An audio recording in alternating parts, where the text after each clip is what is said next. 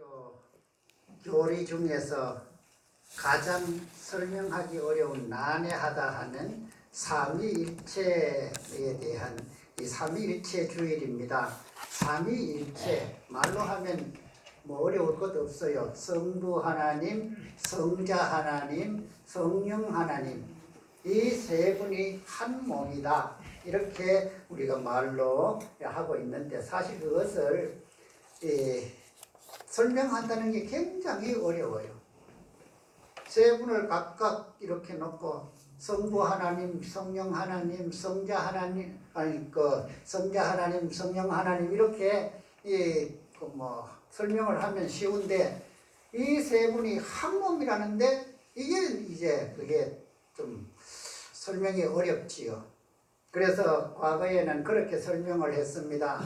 어떤 분이 집에서는 아버지, 교회에 가면은 장로님, 또 회사에 가면 사장님, 아버지는 한 분인데 간 곳에 따라 가지고 호칭이 달라진단 말이에요. 이렇게 해서 이제 삼위일체를 설명하시는 분들이 사실 옛날에 있었어요. 그래서 이것은 양태론이라고 합니다. 양태론이라고 하는 말이 뭐예요? 그 있는 환경에 따라서, 사람은 변하지 않는데 환경에 따라 그 사람이 어떤 일을 하고 어떤 역할을 하는지요, 그분의 이름이 달라져 버립니다.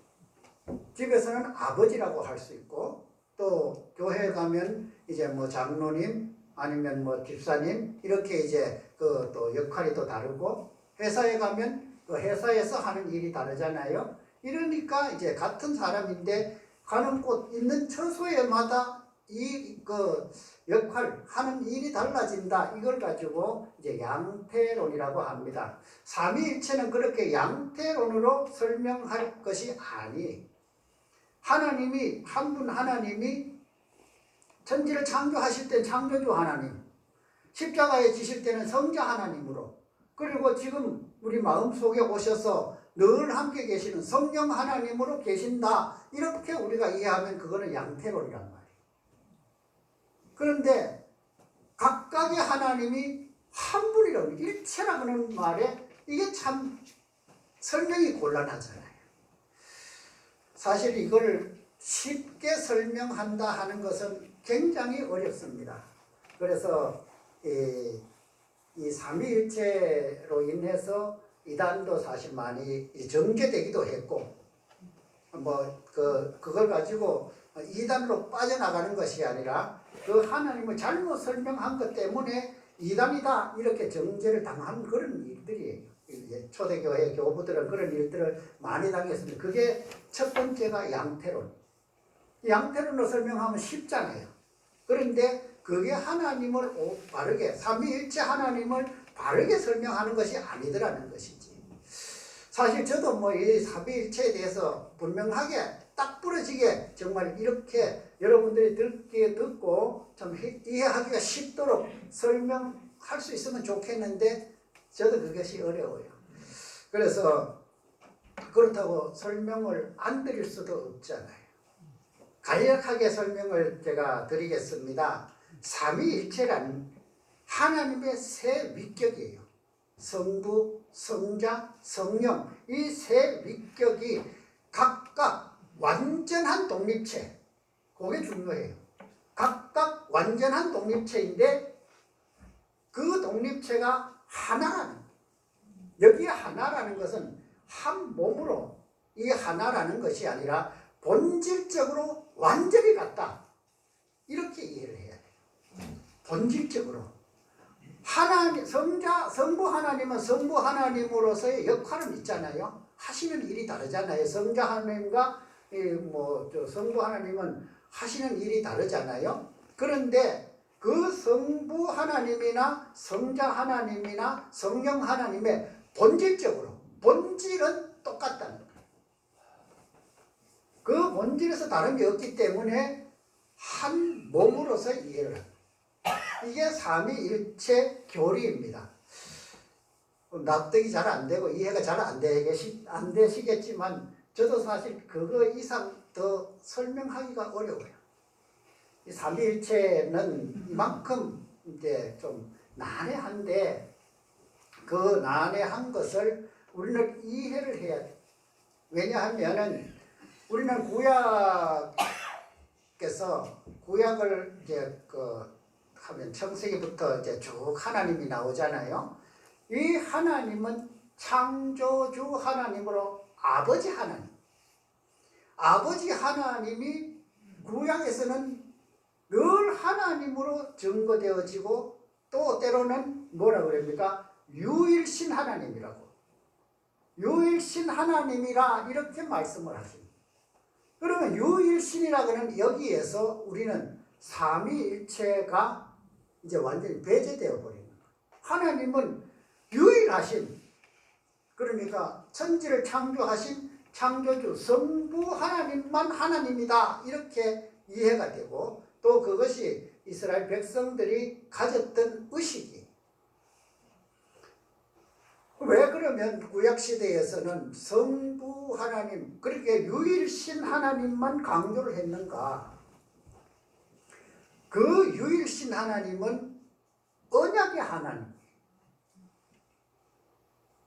신약과 구약, 우리가 구약을 이제 올드 테스트먼트라고 말하잖아요. 뭐 제가 좀 유식한 척해서 죄송합니다만 영어로 하면 그렇게 말합니다. 옛날 언약이, 약속이 약속. 옛날에 약속한 그 약속이 뭐냐 하면 하나님이 천지를 창조하신 이후에 그 다음에 아브라함을 택하시고 거기에서부터 그 후손 그 자손들에게 복을 주겠다고 약속한 그 약속이 기록된 것이 구약이잖아요. 이 구약을 우리가 정말 거기 보면은 물론 이제 하나님의 영을 사람들에게 필요에 따라 하나님이 보내주시고, 그래서 이제 뭐 선지자들을 세우고, 선지자들 아니어도 하나님이 영을 보내주시면 예언도 하고 이렇게 했잖아요. 이 성령님은 가끔 나와요. 그런데 성자 예수님, 성자 하나님은 구약에서는 극히 이례적으로 이사야 선지자라든가 아니면 그 선지자들의 예언이 이제 뭐 회복의 말씀 이런 것을 통해서 숨겨져 있기는 하지만, 이사야 선지자나 아니면 미가 선지자나 이런 선지자들이 직접적으로 예수님 이 땅에 오실 거라 하는 이 말씀 외에는 구약에서는 드러나는 부분이 그렇게 많지 않아요. 그렇다고 해서 구약에서 성자 예수님, 성자 하나님이 없느냐 하면 없는 것은 아니란 말이지요. 창세기에서 천지를 창조하실 때부터 그 다음에 함께 하나님이 지으셨다. 요한은 그렇게 기록하고 있잖아요. 그 하나님이 천지를 창조하실 때 말씀으로 창조하셨는데 그 말씀이 뭐라고요? 바로 예수 그리스도라는. 요한은 그렇게 봤어요. 그래서 이제 하나님이 말씀으로 창조하시고 그 창조 역사에 그 말씀으로 계셨던 성자 하나님이 이 역사를 함께 도왔다 하는 것이지요. 그러면서 나중에 이제 넘어가면 3장입니까? 2장 마지막 부분에 이제 사람을 만들잖아요. 사람을 만들 때 하나님이 그렇게 말합니다. 우리의 형상대로. 우리라는 이 말 복수잖아요. 이 우리의 형상이 바로 삼위일체 하나님. 하나님 창조주 성부 하나님 홀로 할 것 같으면 우리라는 말을 쓰면 안 되잖아요. 그런데 우리라는 말씀을 하면서 인간을 만드시고 그 인간을 하나님, 그러니까 우리 하나님의 형상대로 만들었다 이렇게 말씀하시는 것으로 우리는 삼위일체가 이미 구약에서도 드러나고 있다는 것을 우리는 이해할 수 있습니다. 그런데 구약 성경은 우리가 읽어보면 그렇잖아요. 늘 유일신 하나님의 역사, 하나님이 말씀하시고 하나님의 그 말씀을 기록하고 이게 하나님이라. 구약에서는 그래요. 그런데 그 하나님이 왜 그렇게 증거되고 그렇게 강조되고 그런가? 그것은 바로 구원이라는 것하고 관련이 있어요. 하나님은 구원의 주체시란 말이에요. 구원을 이루시는 이 역사는 성자 하나님을 통해서 예수 그리스도를 통해서 이루어지지만 그 구원의 주체는 하나님. 언약 신약이라고는 그 말씀이 뭐 아브라함 후손들에게 복을 주마 복을 주마 하고 뭐 가나안 땅을 이 젖과 꿀이 흐르는 땅을 너희에게 주마 약속하지만 이거는 본질적으로 그것이 하나님이 주려고 하는 복이 아니라는 거예요. 그거는 이제 이스라엘 백성들이 이 땅에서 살아가기 위해서 필요한 것일 뿐이지 그것이 하나님이 궁극적으로 그 백성에게 주려고 했던 복은 아니에요. 그 궁극적으로 주려고 한 복이 뭡니까? 바로 우리의 구원. 그것이 하나님이 말씀하시는 하나님이 강조될 수밖에 없었던 그 구약의 말씀이고 그 구약의 말씀이 신약으로 와서 예수 그러니까 성자 하나님으로 넘어오잖아요. 예수님이 그 이루어 가시는 일, 그 이루어 가시는 일로 기록된 것이 신약. 그래서 십자가를 짐으로써 구원이 완성되잖아요. 예수님께서 십자가에서 운명하실 때 그랬잖아요. 다 이루었다. 여기에 다 이루었다 그런 말은 바로 우리 구원이 다 이루어졌다는 선포예요. 그러나 우리가 이 땅에 살아가면서 그 구원이 완전히 우리가 정말 다 이루어진 죄에서 벗어나고 이런 구원이 다 이루어진 것은 아니잖아요. 현재 진행형이지만 예수님은 다 이루어졌다고 선포한 거예요. 그 선포가 바로 하나님의 언약을 이제 예수님이 십자가에서 대속의 제물 되어 주심으로 다 이루었다는 이 말씀으로 이 신약 성경은 기록이 되어 있고 그 다음에 이제 그 서신서나 이렇게 넘어가면 그 은혜를 우리에게 주신 은혜로 우리가 살아가는데 거기에 주체 또한 성령님이란 말이에요. 성경에서 말씀하시는 삼위일체 그 하나님의 역사는 이렇게 기록이 되어 있습니다. 우리가 성경을 읽어보면 앞에 제가 설명드린 것처럼 구약 성경에는 늘 하나님만 나오잖아요. 그래서 유일신 하나님, 이 유일신 하나님 하면서 그 유일신 하나님을 우리가 오해하고 있는 것이 바로 성부 하나님만 우리의 구원자시고 우리를 이제 죄를 다 속해 주실 하나님이고 그래서 하나님 외에는 없다. 여기에서 하나님, 유일신 하나님, 그 유일신이라고는 그 유일이라는 이 말의 의미는 인간의 죄를 대속하고 죄에서 우리 인간을 구원해 줄 다른 신이 없음을 말하는 것이 유일신이에요.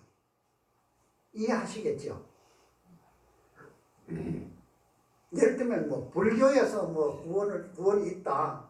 다른 어떤 신에서 그 구원이 있다. 이러면은 유일신이 될 수가 없는 거죠. 그 구원을 얻는 신 중에 한 분으로 우리 하나님을 믿을 수밖에 없는데 그런 것이 아니라 구원은 어디에도 없고 오직 한 분 하나님에게만 있다. 이래서 그것을 유일신 하나님이라고 우리가 이해를 해야 되지 유일신이라고 해서 성부 하나님만 강조되고 성령 하나님은 배제되어 버리는 그 유일신은 아니라는 것을 우리는 이해를 해야 돼요. 아마 우리 성도님들은 그렇게 오해하실 분은 없겠지만은 혹시 그런 마음으로 그렇게 생각이 있었다면 이 시간 이후에 하나님은 성부 하나님이나 성자 하나님이나 성령 하나님이 위격이 다르고 위격이 다르다는 말이 뭡니까? 역할이 다르단 말이에요. 이 역할이 다를 뿐이지 우리를 구원으로 이끌어 가시는 오직 한 분 하나님, 본질로 똑같은 비슷한 것하고 똑같은 건 다르잖아요. 우리 세상에 지금 나고 죽고 했는 사람이 얼마나 많겠어요. 우리가 좀 이웃집에 그 일란성 쌍둥이 아시죠?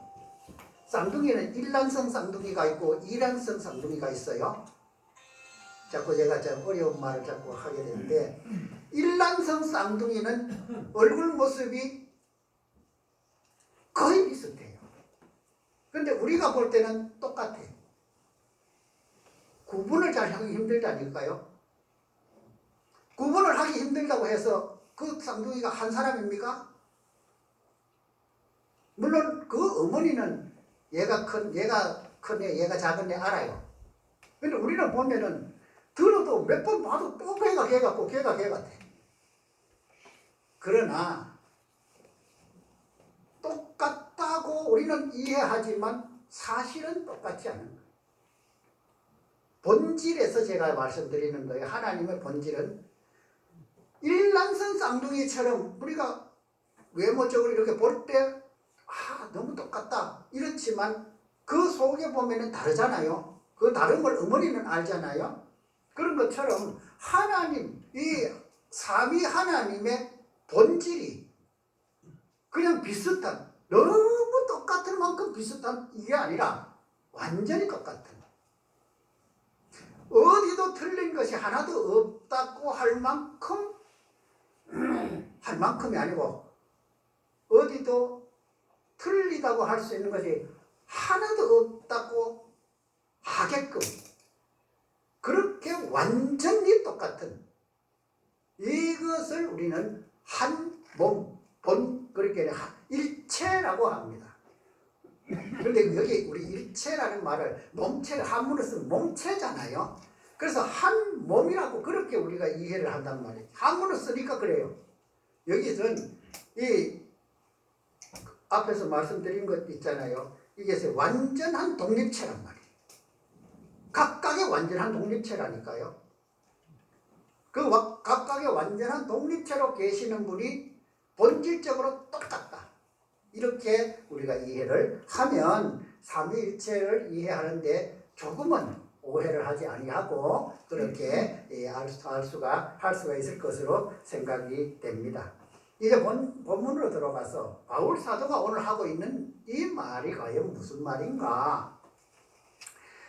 고린도 교회에 대해서는 우리가 좀 잘 알잖아요. 더 뭐 설명을 이제 안 드려도 잘 알잖아요. 그죠? 세상에 존재하는 교회 중에서 가지고 있을 문제들을 다 가지고 있는 교회. 이게 고린도 교회였어요. 그런데 오늘 이 고린도 교회를 그 편지를 시작하면서 왜 이 말씀을 할까? 오늘 이 편지를 쓰는 바울 사도가 이 편지를 쓸 때는 이제 3차 전도 여행 중에 쓰는 편지고 고린도 교회는 2차 전도 여행에서 예수님이라는 바울 사도가 거기에서 이제 세운 교회가 고린도 교회지요. 고린도 교회는 거의 1년 가까이 예수님이 거기 이제 있으면서 그렇게 이제 말씀을 세워온 교회입니다. 나중에 3차 여행을 가면서 그 교회에서 이제 들려오는 소문들 이런 것을 또 그 교회가 이런 뭐 일이 있다 하는 또 거기에 좀 저런 사람의 편지를 또 바울 사도에게 보냈겠지요. 그래서 문제를 알게 되고 그 문제를 이제 풀어가는 과정에서 이 이야기를 하는 거예요. 분쟁이 있고 뭐 파당이 있고 이런 문제들이 처음부터 드러나잖아요. 이런 일을 이게 뭐냐? 너무 너희들이 지금 육신적으로 생각하고 있다는 거예요. 믿음도 육신적으로 생각하고 형제들 간의 관계 이것도 다 육신적으로 생각하고 있기 때문에 내하고 좋은 사람, 내하고 좀 껄끄러운 사람 이렇게 자꾸 이제 파당을 만들게 된다. 이런 것을 설명하면서 오늘 이 말씀 너희가 영을 받았느냐? 육신 속에서 육신의 그것을 지금 구하려고 그렇게 살아가고 있느냐 하는 이런 질책 속에서 오늘 그렇게 말씀합니다. 마지막에 보면 그렇게 말하지요. 영적인 것은 영적으로 이해를 해야 되고 영적인 것은 영적으로 구해야 된다.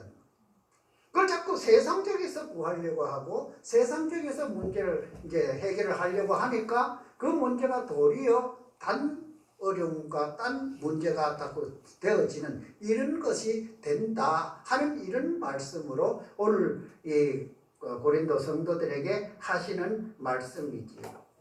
10절에 보면 그렇게 말씀하고 있습니다. 오직 하나님의 성령으로 이것을 우리에게 보여주셨으니 이 하나님이 성령으로 이제 그 하나님의 성령은 물론 구약 시대에도 필요에 따라 주셔서 예언도 하고 그 어떤 기적 같은 일들도 이루고 하셨지만 그러나 이제 신약 시대에 넘어와서 이제 마가의 다락방에서 일어났던 그 성령의 역사, 그 이후에 일어나는 성령의 일들을 의미합니다.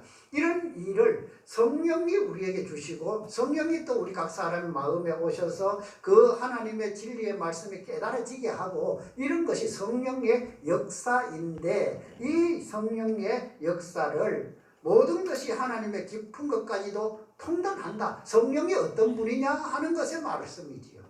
이런 성령을 우리가 이미 받았는데 왜 성령에 의지하지 아니하고 자꾸 육신적인 것으로 생각을 하고 그것으로 교회가 자꾸 이끌어져 가면서 자꾸 어려움이 생기느냐 하는 이런 말씀이지요. 그러면 11절에 그렇게 말씀하고 있잖아요. 사람의 일을 사람의 속에 있는 영 외에 누가 알리요? 이와 같이 하나님의 일도 하나님의 영 외에는 아무도 알지 못하느니라. 하나님의 일과 사람의 일이 이제 드러나기 시작을 합니다. 사람의 일은 사람 속에 있는 영, 여기는 성령만 말씀하시는 것이 아니 우리는 사람은 영적인 존재잖아요. 이 영적인 존재는 꼭 우리가 믿음 안에서 성령의 은혜를 받고 살아가는 그런 믿음의 영적인 존재가 아니라 하나님은 우리를 창조하실 때 생기를 불어넣어 줌으로 이미 우리는 영적인 존재가 되어 있고 그 영적인 존재는 영적으로 우리가 생각을 하면서 하는데 이 영은 바로 하나님의 영하고 이꼴 그렇게 똑같다고 하는 그런 영이 아니란 말이에요. 사람 속에서 내재하고 있는 영. 그래서 우리가 흔히 좀 믿음 없는 사람들이 욕심에 따라 끌려 산다 하잖아요. 이런 거 자기 욕심에 따라 끌려가는 그 자기 안에 있는 영이 이끄는 대로 살아간다는 것이지요. 이런 영이란 말이에요. 그게 사람의 속에 있는 영이라는 의미고 하나님의 일을 깨닫게 된 것은 하나님의 영. 하나님의 영은 바로 성령이지요.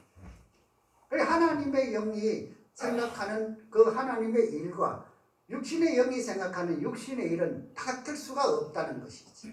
그래서 이것을 이제 분리를 시키면서 육신의 영 그리고 하나님의 영으로 나누면서 우리가 그럼 어디에 관점 두고 어디에 속해서 살 것이냐 하는 것이 오늘 이 본문에서 고린도 성도들에게 주는 교훈입니다. 그러면서 이제 13절에 마지막에 보면 그렇게 말하지 않습니까? 영적인 일은 영적인 것으로 분별하느니라. 세상의 일은 몰라. 세상의 일은 세상에 맡겨. 그리고 우리가 영적인 일이 무엇이? 영적인 일을 우리가 한마디로 한다면 구원이잖아요. 그 다음에 우리가 영생의 길을 가는 것이 영적인 일이잖아요. 하나님이 그것을 원하시고 우리가 그것을 바라는 것이기 때문에 우리 이 일을 할 때 그것은 영적인 하나님의 영을 통해서 우리가 그 일을 이루어갈 수 있다 하는 말씀이 오늘 고린도 성도들에게 바울 사도가 하는 교훈이에요. 이 말씀은 오늘 우리에게도 똑같이 적용되는 것입니다. 우리는 이런 은혜 속에서 그렇다면 우리는 하나님께 내 삶을 맡기고 가는 그런 삶으로 그것이 우리가 그렇게 성령님을 의지하고 산다 하는 그 삶이잖아요. 이런 삶을 살아가면 하나님은 우리가 연약함을 다 아셔요. 우리가 연약함을 아시기 때문에 우리가 그 일을 이루어가면서 또 그 믿음으로 또 살아갈 수 있도록 힘과 능력을 더하여 주신단 말이죠. 이것이 하나님이 오늘 우리에게 바울 사도를 통해서 주시는 약속입니다. 우리는 이 약속을 받았으니 이 약속대로 살아가는 우리 역사를 이루어가고 또 우리 평안을 이루어가고 또 하나님의 구원을 이루어가는 그런 우리 삶이 되기를 축복합니다. 기도하겠습니다. 거룩하신 하나님, 삼위일체 주의를 맞이하여 삼위일체에 대하여 생각을 해보았습니다. 성령님이 우리에게 가르쳐 주시는 대로 이제는 성령님이 우리의 모든 사람, 우리 모든 성도들의 마음속에 오셔서 우리를 이끌어 가실 터인데 그 말씀에 순종하며 믿음으로 갈 수 있는 우리 삶이 되게 하여 주시옵소서. 예수님의 이름으로 기도드리옵나이다. 아멘.